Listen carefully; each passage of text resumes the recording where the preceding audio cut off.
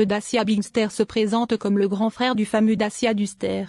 Avec une silhouette affirmée, un design épuré et un prix abordable, le Bigster entend s'imposer dans le segment des SUV. Son look robuste et élégant rappelle les ambitions de Dacia de proposer des véhicules de qualité, mais toujours accessibles à tous. Conçu pour les aventuriers modernes, le Bigster répond aux attentes des conducteurs à la recherche d'un véhicule spacieux sans renoncer à un tarif attractif. Avec un prix qui devrait rester bien en deçà des standards du marché, ce SUV promet de devenir l'une des meilleures options pour ceux qui souhaitent investir dans un SUV de qualité sans dépenser une fortune. La gamme du Dacia Bigster 1000 hybride débute avec la finition essentielle.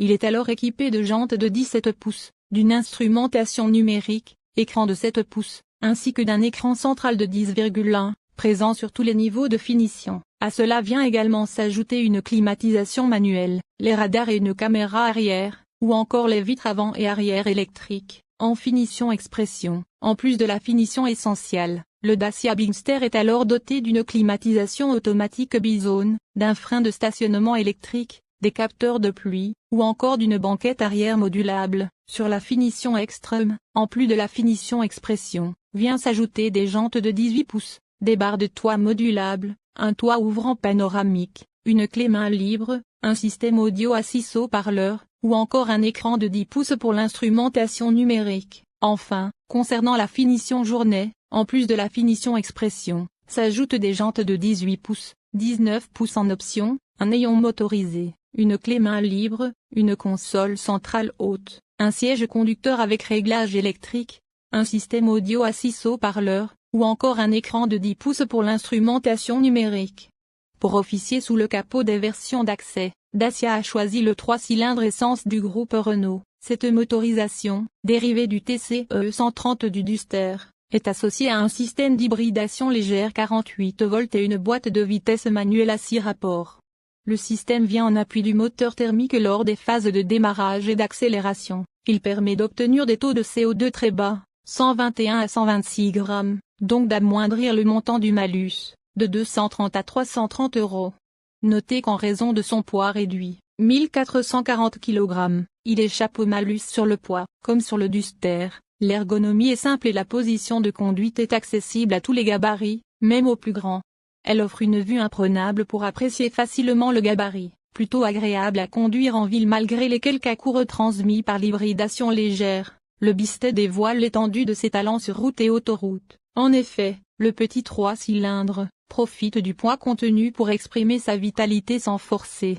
Le couple déboule à mi-régime et se porte garant d'accélération soutenue et de reprise solide. Ses performances sont d'ailleurs similaires à celles de l'hybride 155 avec un 0 à 100 km/h sous les 10 secondes et une V maximum de 180 km/h.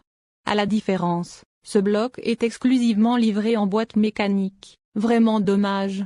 Cette dernière s'avère accrocheuse notamment en quatrième où l'on peut littéralement entendre les pignons craquer.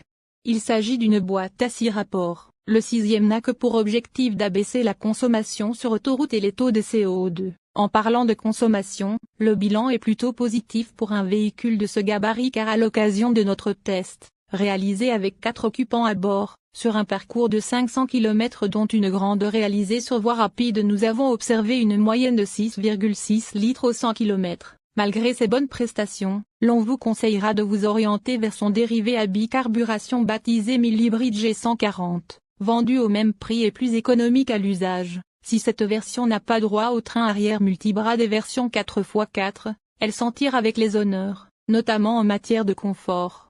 En parallèle, le gros SUV de Dacia délivre un comportement rassurant. Il prend peu de roulis, réagit rapidement aux changements de trajectoire et freine court. Il mériterait certes une insonorisation plus poussée, notamment à vitesse élevée, mais dans l'ensemble Dacia rend une copie propre. Vendue 28 300 €, cette version haut de gamme est difficilement critiquable, surtout face à des concurrents vendus quasiment 10 000 € de plus à l'image du Volkswagen Tiguan et même du Renault Austral. D'ailleurs, Renault vient de pousser vers la sortie les motorisations concurrentes de 130 chevaux et 160 chevaux micro-hybrides pour faire de la place au Bigster, membre du même groupe. À ce tarif contenu, difficile de reprocher au Bigster l'omniprésence de plastique dur typiquement Dacia, d'autant que le Bigster fait des efforts de présentation ici avec quelques touches de couleur brune. une instrumentation numérique élargie à 10 pouces, son toit ouvrant panoramique et la climatisation automatique Bizone. Le Bigster coche également toutes les cases d'une bonne voiture familiale. Il offre de la place pour 3 adultes aux places arrière, reçoit une pratique banquette arrière 40/20/40 et dispose d'un vaste coffre. Cette version est d'ailleurs celle qui offre le plus grand volume. Ce dernier oscille entre 667 litres et 1937 litres, norme VDA. La marque Dacia se porte bien et continue à développer sa gamme vers le hauteur. Ainsi, fort d'un gabarit 4,57 mètres de longueur et 1,81 mètres de largeur et 1,71 mètres de hauteur, proche de celui des références du segment C, le nouveau Bigster est bien plus qu'un Duster allongé de 23 cm.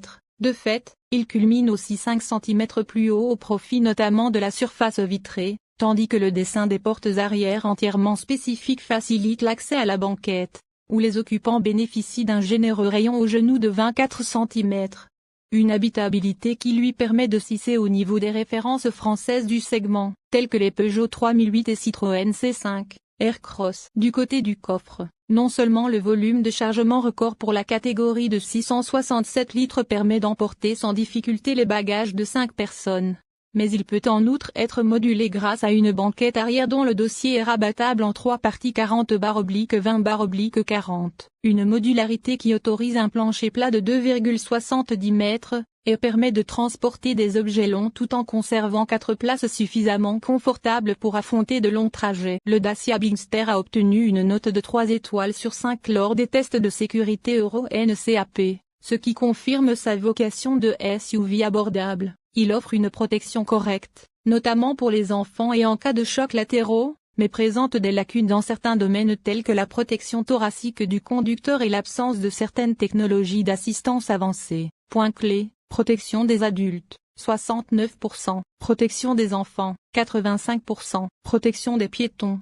60%, aide à la conduite, 57%, structure de l'habitacle, stable en cas de choc frontal, choc latéraux. Le Bigster obtient le maximum de points, équipement manquant, reconnaissance des passagères arrière, détection de présence d'enfants, contre-mesure anti-choc tête à l'avant, technologie. Le Bigster intègre des systèmes d'assistance à la conduite tels que le régulateur de vitesse adaptatif, l'aide au maintien dans la voie, la reconnaissance des panneaux de signalisation.